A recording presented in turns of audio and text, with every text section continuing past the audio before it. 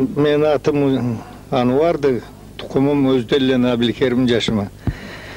Элбурыштын түбүндөн Хуржуктан көчүргеле, биздин улуу Хуржуктан. О сагатта меңе 6 жыл болгон.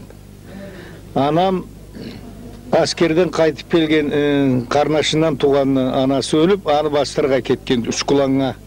Ол биринчи секретарь райком болуп иштеген о сагатта. Андан көчүргеле ананы. Үйдө биз эмулубуз 12 жыл, меңе 6 жыл, 8 жыл, 4 саби болуп калганбыз үйдө. 10 жыл окууну биттирип, азакча. Андан институттан битирдим, институттан sonra, значит, главный зоотехник болуп иштедим.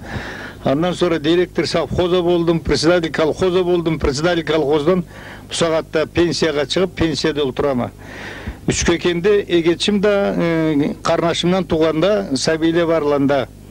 Барына да Карачай, Малкар элине мен де салам айтама. Аллаху Тағала биздин тилибизди биретти, динибизди биретти, ал турганыбызына сөзүбүздү бар да бир четта. Кыйынлык көп көрген халкка Аллах энди кыйынлык бермесин. Пенсияга чыкканыма карамай, бу сагатта да эги сыйлайлы, сау болсунла казакла. Казак бизни тебермегенди, атмаганды. Биз ала былай эги турган, биз эги жашаган, сөз жокту.